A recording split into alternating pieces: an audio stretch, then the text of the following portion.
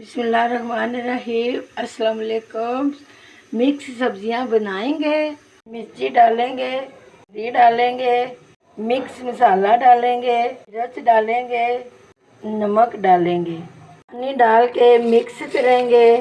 Mix कर लिया तो सब्जियां डालेंगे, प्याज डालेंगे, टमाटर डालेंगे।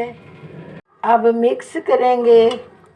अब मिक्स कर लिया है। कुकर में घी गरम करके सब्जियां कुकर में डालेंगे।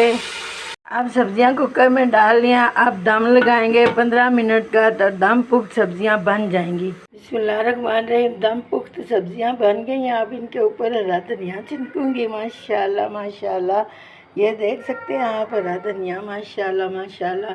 ये देखें जी, माशाल्लाह माशाल्लाह। अच्छी लग जाए शेयर करें, लाइक करें, सब्सक्राइब करें। अपनी दुआ में याद रखें। अल्लाह हाफिज़।